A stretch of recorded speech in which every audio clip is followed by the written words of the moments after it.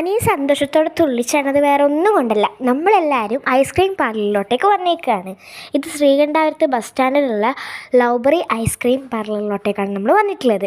Menu ഒക്കെ കയ്യിൽ കിട്ടിയിട്ടുണ്ട്. അതിന് മുമ്പേ ഞാനൊരു സംഭവം ഓർഡർ ചെയ്തിട്ടുണ്ടായിരുന്നേ. ഇവിടുത്തെ ആംബിയൻസ് ഒരു അടിപൊളിയാണ്.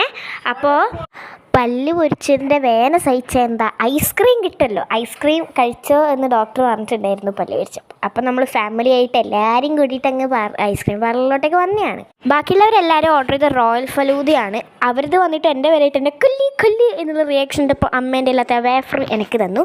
പിന്നെ അമ്മേൻ്റെ ഞാൻ കുറച്ചെടുത്തിട്ടുണ്ടായിരുന്നേ, കുറച്ചേ എടുത്തുള്ളൂ കേട്ടോ, കാരണം എൻ്റെത് എങ്ങനെ രൂപത്തിലായിരിക്കുമെന്ന് എനിക്കറിയത്തില്ല. അങ്ങനത്തെ എൻ്റെ ഐസ്ക്രീം വന്നു. ഞാൻ ഗുലാബ് ജാമുൻ ഫലൂദയാണ് ഓർഡർ ചെയ്തത്. നല്ല ടേസ്റ്റ് ഉണ്ടായിരുന്നു. ഫസ്റ്റ് ഓഫ് ഓൾ ആ ഗുലാബ് ജാമുൻ എടുത്ത് കഴിച്ച് എല്ലാവർക്കും കൊടുത്തു. അപ്പോൾ ഫുള്ള് കഴിച്ച് കഴിഞ്ഞപ്പോഴത്തേനും ഒരുമാതിരി കിക്കടിച്ച പോലെ ആയിട്ടുണ്ട്. അപ്പോൾ അത്രയേ ഉള്ളൂ.